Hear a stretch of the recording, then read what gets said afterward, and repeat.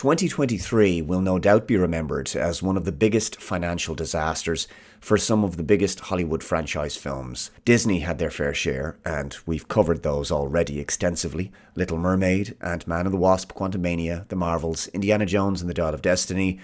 But DC Warner didn't have it easy either. With all of Disney's underperforming movies, it's easy to forget the likes of The Flash, which made only $271 million at the box office worldwide. This data is from Box Office Mojo.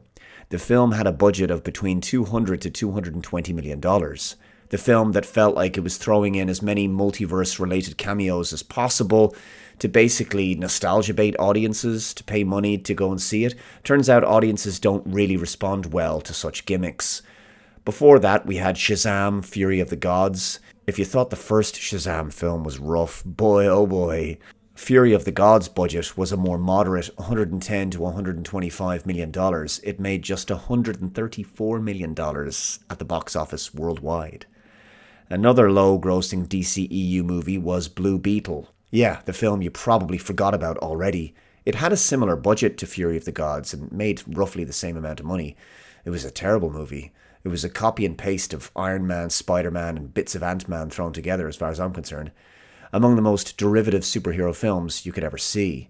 Aquaman and the Lost Kingdom was also atrocious, a CGI mess of a film. But I think the only positive that can be leveled against that film is the fact that it was more of a box office disappointment than an outright flop.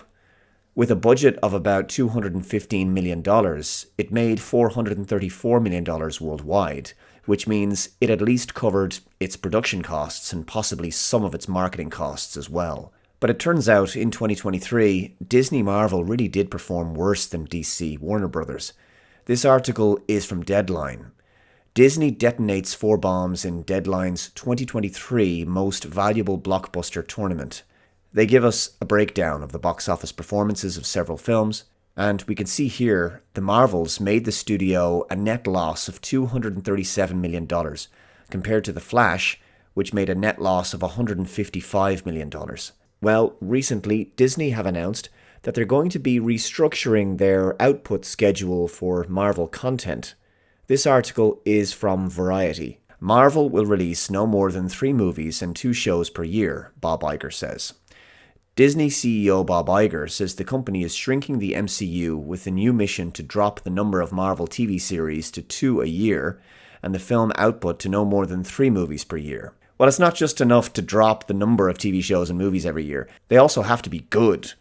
Iger said that this part of Disney's overall strategy is to reduce output and focus on quality, a strategy that's particularly true with Marvel. We're slowly going to decrease volume and go to probably about 2 TV series a year instead of what had become 4, and reduce our film output from maybe 4 a year to 2 or a maximum of 3, the Disney CEO said during the company's quarterly earnings call Tuesday, and we're working hard on what that path is. Now, I don't see how this helps, to be honest. I personally think that this course correction is going to be too little too late. While the idea of prioritizing quality over quantity is always a commendable one, and particularly prudent for the franchise right now, there's only been 1 year where the MCU released 4 films, and that was 2021, with the first part of Phase 4, and those movies were Black Widow, Shang-Chi, and the Chaos Emeralds or whatever. Dave, it's the Legend of the Ten Rings. Yeah, whatever. Eternals, and Spider-Man No Way Home. 2021 was a packed roster of 3 poor films and 1 decent one. Since then, the franchise has reverted back to just 3 films per year, which I think is still too much. I suspect quality won't increase either. We've spoken before about how the MCU is now well and truly past its prime. Every type of superhero story has been told over the past 15 years. It's hard to imagine there's much innovation left at this point. How many more interesting stories are there left to tell?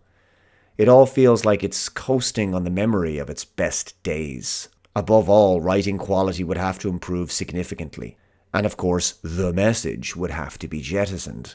And in my opinion, it seems as if Disney has too much invested in that in order to stop now. While less is certainly more in terms of content output at this point, I think the ideal number of MCU movies per year is 0. The franchise is long overdue for a major hiatus.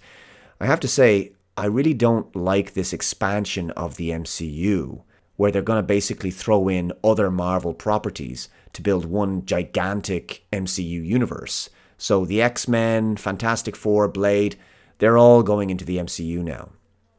Whereas I believe they should just stand on their own as separate universes. Okay, I think it would have been preferable to conclude the MCU with Endgame and then go back to developing new separate universes for X-Men, Fantastic Four, and Blade. I think in particular the X-Men has the most amount of potential to be developed into a very large Marvel Cinematic Universe style property of its own, given the sheer gargantuan number of characters in the comic books. There were 13 X-Men films from the year 2000 to 2020. And yeah, the New Mutants and Dark Phoenix weren't good movies, but generally speaking, the X-Men movies worked very well. But I still think that the franchise itself had huge potential to create new spin-offs off the back of those movies. But I think Disney Marvel looked at the huge number of MCU characters still knocking around at the end of Endgame, and the franchise was still very much in good health, of course, especially financially at the box office, and they figured that there was still plenty of life left in the universe. Plenty of golden eggs to be laid.